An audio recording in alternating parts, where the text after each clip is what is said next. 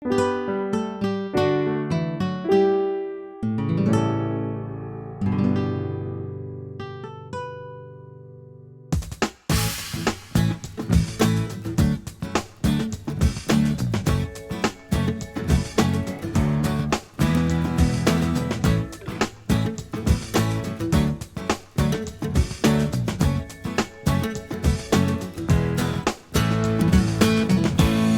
morning and welcome to SUNUP. I'm Dave Deacon, and if you've already planted wheat, you may have noticed some damage to your crop. We've come to Blaine County this morning to look at some of the impacts fall armyworms have had on wheat. We start this morning with Oklahoma State University Extension entomologist, Dr. Tom Royer.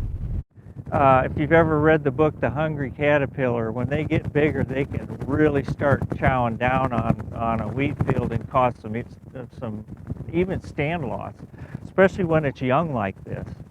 In the northern part of the county, people are just planting and it's starting to come up. In the southern end of the county, there's more wheat up and it's looking good, but armyworms are starting in the other parts of the county.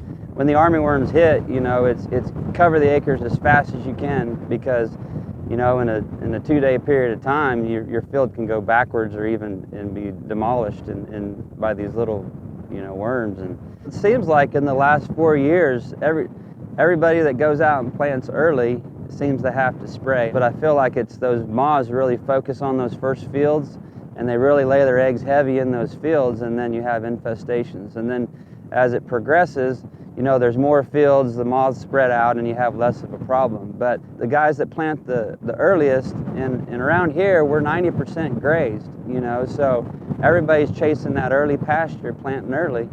So, it's kind of become the norm anymore for the early guys, just they're gonna have to spray.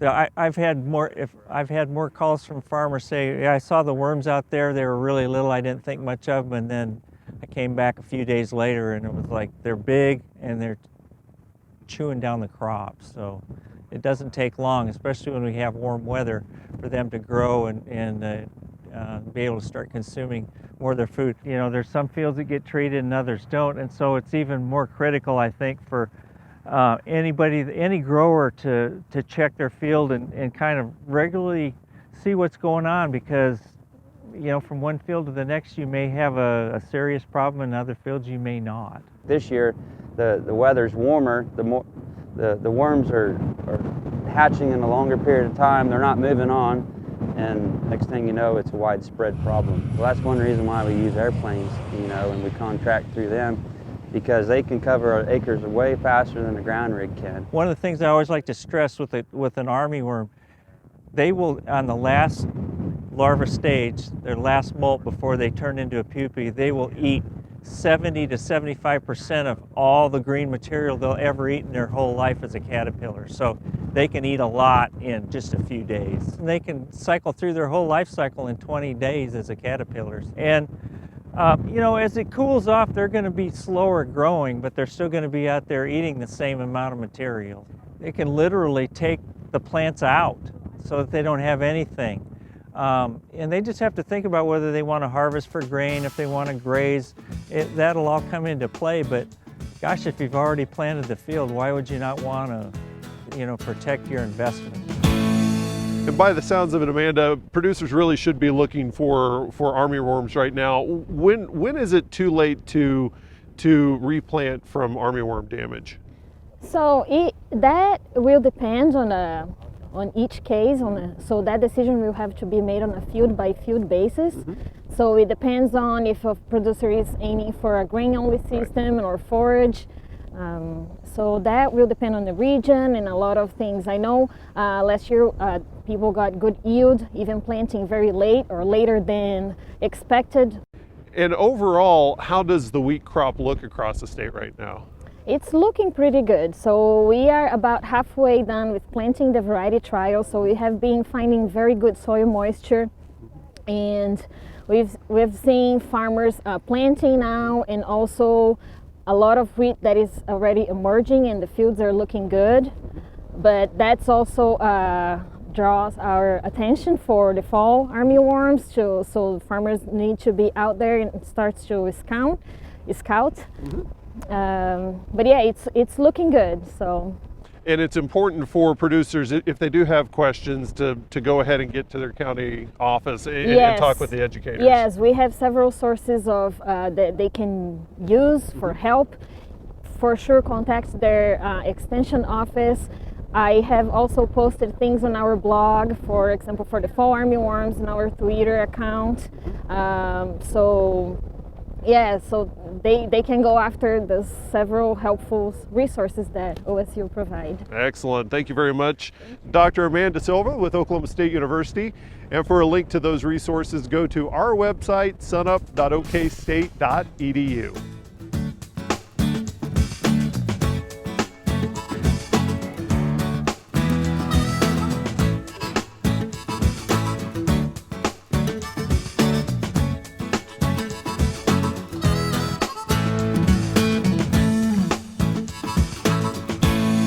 Finally, it feels like fall has arrived to Oklahoma. A series of strong cold fronts have dropped air temperatures to below normal. It takes a little while, but the cooler air is slowly dropping the soil temperatures as well. On the morning of the 8th, 4-inch soil temperatures under sod were mostly in the 60s. There were a few 50s in the Panhandle and some 70s hanging on in the south. Under bare soil at 4 inches, we see temperatures were a little lower, being mostly in the 50s and low 60s. This got me thinking about how low soil temperatures usually drop in the wintertime in Oklahoma. To find out, let's look at Hinton in the middle part of the state over the past 10 years. At the 2-inch depth under sod, I found that it dropped below freezing in 9 of the last 10 years, usually only once or twice each year. The coolest temperatures seen were 25 degrees in January of 2014, the black line, and 2015, the red line. At the 4-inch depth, it reached freezing in 6 of the last 10 years, the lowest being 25.9 degrees, shown by the yellow line in 2015. When looking down to 10 inches, no freezing temps were seen even in the coldest day of 2015. Now here's Gary with some drought details for the state. Thanks, Wes, and good morning, everyone. Well, it certainly feels like fall out there, and it's about time. But how have we done with rainfall? We got a lot in the northeast. Now, did that impact the drought monitor report? Let's take a look. Still the same basic pattern. We have that moderate to severe drought down in far southwestern Oklahoma, surrounded by abnormally dry conditions. We've really gotten rid of most of the at least moderate drought across the rest of the state. We still have areas that are dangerously close, though, up in the far northwest in the Panhandle, down in far southeast Oklahoma, and then out in west central Oklahoma around Roger Mills and Ellis counties. So those are the areas we're going to have to target with the next rainfall, see if we can bust those out. Now, I don't want to show you just October rainfall, so let's go back to the beginning of fall, at least climatological fall, September 1st, and this is through October 7th. We had some huge rains over in eastern Oklahoma through this month and week time frame. Now down in central Oklahoma, over in the western parts of the Panhandle, not so much, less than an inch in some cases. And if we look at that as the percent of normal on the same time frame, we can see those red and orange areas and even yellow areas are places where the drought threatens to come back. Down in central into south central Oklahoma, and again up in the Panhandle. Areas to watch as we go through the next few weeks. But at least it has calmed down, and so we don't have as much danger of going back to drought as quickly. So we think fall is here, and even actually feels like winter, like we said. Well, we might have some warmer weather coming back. This is for later into next week. The Climate Prediction Center does see increased odds of above normal temperatures, at least for that time frame. That doesn't mean that we're going to see the type of weather that we saw through much of September into early October. However, it might be a little bit warmer than what we're used to this time of year. That's it for this time. We'll see you next time on the Mesonet Weather Report. We're out here at the Marshall Research Center with our Extension Weed Specialist, Misha Manuchehri. And Misha, what do you have going on today? We are planning our first research trial, and this one's specifically looking at management of rescue grass, one of our hardest bromes to control. Before we get into that rescue grass, let's kind of talk about across the state for grazing, producers pretty much already have their wheat in the ground, but for the grain only crop, they're just really starting to gear up to plant. Are there still things that producers can do to manage some of those those pesky grasses? Yeah, there absolutely is. So the earliest timing that we have after burn down is delayed pre-emergence herbicides, which I talk a lot about because many of those products control Italian ryegrass, which we do battle in our state. And those products go out basically right at spike. So kind of what we're seeing now here on the ground that's planted around this study. And there are several products. I think we're gonna link a fact sheet to some recommendations, but for ryegrass, yes, there is still time if you're just planted or about to plant. And when it comes to that other type of grass that you're studying here, most of those herbicides pretty much don't do anything, right? That's correct. So many of our delayed pre-emergence products are very specific to Italian ryegrass. Many of the bromes, we do have some pre-options. Typically we're going out with post-emergence products once they have already emerged. So in this study, we're looking at 2 of those herbicide options. We're also looking at planting date and variety selection, kind of throwing everything at it because it's such a tough weed. Is that something that is that weed something that kind of impacts all of Oklahoma, or is it really kind of central to the northwest part of the state or the western part of the state? Yeah. I hear most wheat growing regions complain about it, and it seems like we're dealing with it more and more because it's the very first winter annual grass to emerge. It's coming up in our September planted wheat and into our October planted wheat. We're trying to learn when are we getting too late in the season where it's not emerging, and so that is part of this research project as well. Now, you also had a clinic that was going to be coming up, but some things kind of, happened where that's not going to be possible. Yeah, so we have been so thankful that we've hosted the herbicide symptomology clinic the past 3 years, and we plan to have it again this year. We had several inches of rainfall after planting and spraying pre's. And so we're going to cancel it for this season. Look for the clinic next fall. It's always that Friday of homecoming weekend. And we're also hoping to incorporate a summer clinic. So for those who are looking forward to coming out, thank you, and we hope next fall. You mentioned rainfall, kind of disrupting that clinic. Yeah. Does rainfall impact at all, like either the lack thereof or the amount of rainfall in regards, or a lot of rainfall in regards to herbicide management? How does that play into it? Yeah, that's a great question. So those delayed pre-emergence products that we talked about that go on around wheat spike, they have to be incorporated by rainfall into the soil profile.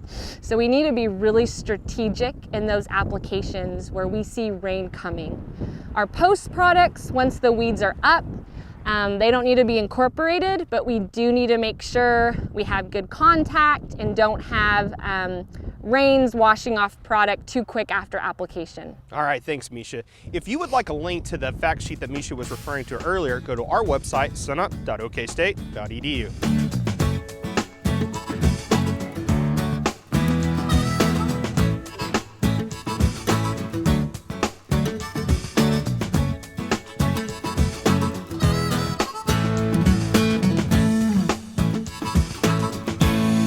Fall, of course, is weaning time for most spring calving operations, and weaning time also means that it's cow culling time. That time when we decide which cows we don't want to keep around and feed all winter long, and we go ahead and market them. When we're marketing cull cows, I think it's extremely important that we understand cull cow pricing, what goes into what these cows bring as we take them into the local livestock market. We remember, of course, that cows are graded in 4 different grades depending upon their fatness. Within each of those grades, however, there's probably a bigger swing in price just due to dressing percent. And as you look at the market news reports, you'll see that these cows are given different prices depending upon whether they're average, low, or high dressing percent cows. What do they mean by dressing percent? Dressing percent mathematically is just the weight of the carcass divided by the live weight of the cow. So anything that will contribute to the live weight of the cow as she's going into the market that will not end up on her hanging carcass is going to decrease the dressing percent. Such things as a lot of mud on the cow, a heavy udder, cows with a lot of leather, cows with horns, cows that are pregnant. Those things, of course, can influence dressing percent, in some cases in a small way, others perhaps more dramatically. The one that we have some influence over as cow managers, as we're marketing these cows, is gut fill. How much water and feed we have in these cows as they go through the marketplace. There's often a temptation to actually, the old term is tank up these cows, put a lot of feed and water into them before we market them, thinking we'll get a little more weight. But the fact that there's such a difference in high dressing and low dressing percent cows in price will actually just negate any of the advantages that you would have in the added weight. So my advice is don't make an attempt to try to tank up these cows, get extra feed, extra water in them before they're marketed. They'll just go into that low dressing percent category and it'll actually lose you a few dollars. I hope this helps you as you market cows this fall, and we look forward to visiting with you again next week on SUNUP's Cow-Calf Corner.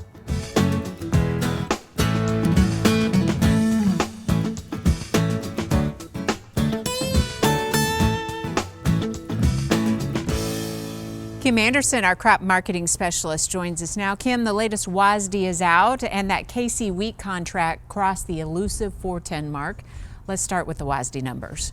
And in that, let's start with wheat on the United States. They lowered production just a little bit. They raised ending stocks, and the higher ending stocks is because they lowered the exports. In the world situation, they lowered production and increased ending stocks. Now, right after that report came out, the wheat prices fell about 7 or 8 cents, and the reason is the analyst projected that U.S. ending stocks would be 1,015 million bushels.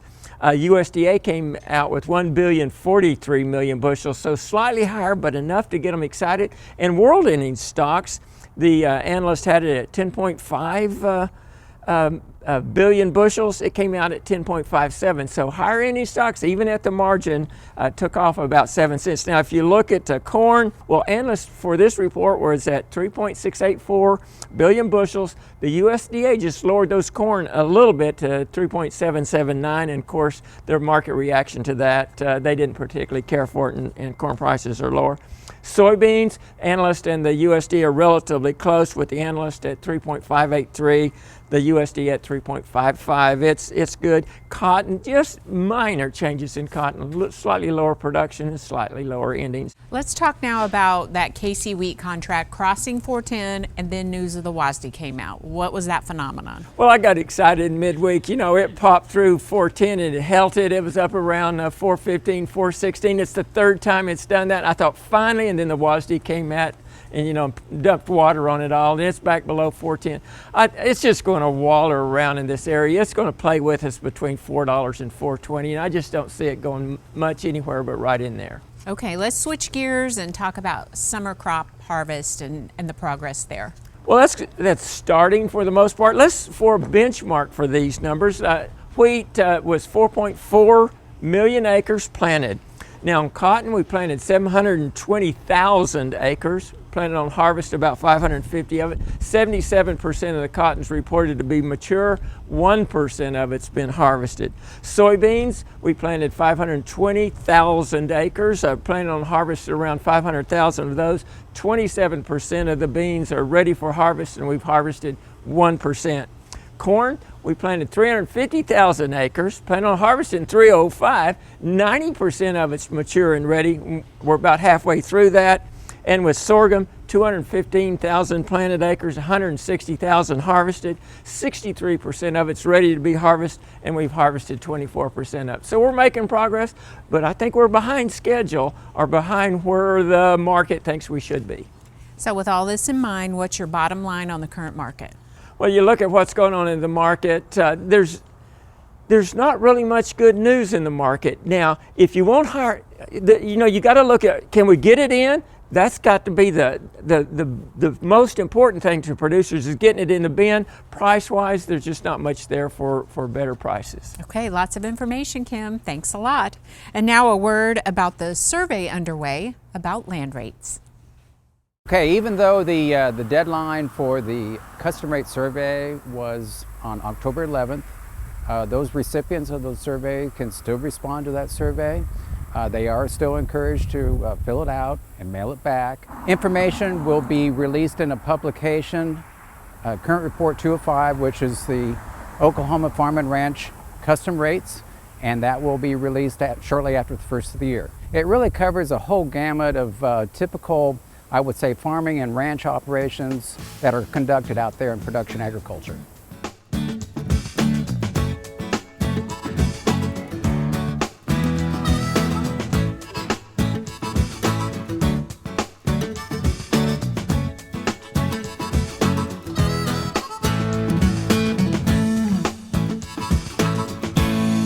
If you've been on the lookout for healthy eating options, you may have heard of ancient grains and wondered, well, what are those? While there's no official definition, in general, ancient grains are considered to be largely unchanged due to a lack of selective breeding over the last several centuries. So grains such as oats and sorghum fall under this category. Some varieties of wheat, such as spelt and bulgur, are also considered to be ancient grains. Why is there so much interest in ancient grains? Well, they can be very nutritious. They can be high in fiber, protein, and antioxidants. For consumers that suffer from celiac disease, some ancient grains, such as amaranth and millet, may be attractive because they don't contain gluten.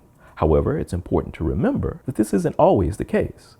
For example, spelt and barley, which are also considered to be ancient grains, do contain gluten. Foods made from whole wheat flour or brown rice, which are both considered to be modern grains, can also be quite nutritious. So it's important to keep in mind not to be confused or unduly influenced by marketing. Both ancient and modern grains can be healthy choices. Something else to keep in mind is that cooking with ancient grains may require a certain amount of recalibration in the kitchen. Because of differences in fiber and protein content, recipes that have previously used refined grains may need to be tweaked when it comes to the amount of water or fat that is used if an ancient grain is going to be substituted. However, don't let this be an obstacle to you trying out something new. Remember, whether you choose a modern grain or an ancient one, there are many options available to help you enjoy a healthy diet. For more information, please visit sunup.okstate.edu or fapc.biz. Odds are that before the latest generation of ag producers were out managing fields like this, they were probably plowing up their living rooms with miniature tractors. This morning we learn about the little town of Redlands, Oklahoma, and how places like it are growing in popularity. Some of the equipment that I build, is only regional to this area. I really thought out, and I based it off of some friends around here, the quarter section farmer, where, he doesn't have the brand new, shiniest, but he's making a little living off of it, and he's wrenching and keeping the stuff together, and I really tried hard to keep stuff all plausible for what it would be. First generation Dodges. Everybody around here owns one. Nobody's ever made a toy of it. This attention to detail really does make you feel like you're looking at a miniature version of Oklahoma, but until my wife retires, Redlands, Oklahoma is in the state of Michigan. In a basement of a 2,000 square foot house. It literally doesn't exist. There is a Redlands Road in Oklahoma, or here in Stillwater, and it is where most of my friends live and farm. I have to admit, when I first saw Redlands, Oklahoma on Instagram, I went to the map to find it without any luck. In some ways, it's better that Chris was building this in Michigan because it shows how much he loves rural life in our great state. Through his displays, he's connected with other toy farm enthusiasts and has worked with them to show the world what's going on a miniature version of our red dirt roads. Kevin? He came up to the show last year and he knew me from the farm toy world, and I realized that he was Pistol Pete. So we had a good time getting to talk back and forth, and like I said, he was happy to meet me and I was really happy to meet him. This is one of his first displays that he's done, and he's done a great job on it. His family has a real farm of substantial size. I've always been involved in farm toys, and I came here last year and hung out with Sean and Chris and got bit by the bug, and I was always been interested in them, so I thought, well, I need to build a display. And he messaged me about something on the Farm Toy Show, and I thought, I can make a display before it comes up. It was like 3 weeks ago, so I just started building it, and I had so many ideas I wanted to fit on one board because I've limited space in college, and thought, well, I'll just put it all on one. So I wanted to have a road and big old cow field or cow pasture and tilled field and cotton field and a shop to showcase everything I can't put on the display. So that's kind of what it is, just a little Mod Podge of everything. You can do so much more little detail. I mean, I've won with little displays as simple as, against 8x8s with my chicken pen here.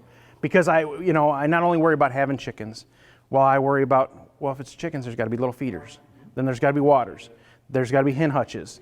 There's got to be, so everything, down to, under the roof over top of the one room or of the, single wide trailer, I wanted a chunk of AstroTurf because grass wouldn't go there to put the chairs on. All the dirt is screened dirt that I had from back home. So that's just, I put it in the oven, let it dry for a couple hours and screened it. The grass is just plastic grass I got off the internet, and gravel, screened gravel. And it just comes together if you just think about it. And then, like whenever you go to sit down to work on it, you know what you're gonna do. No matter where Redlands, Oklahoma, or any farm display actually is, we can see ourselves on that farm, fixing a combine, enjoying an afternoon with the chickens, checking cattle, or harvesting cotton, if you get down on that level and start looking around. Well, that does it for us this week on SUNUP. If there's something on the show that you'd like to learn more about, visit our website, sunup.okstate.edu. And while you're there, check out our social media. From a wheat field in Blaine County, I'm Dave Deacon. And remember, Oklahoma agriculture starts at SUNUP.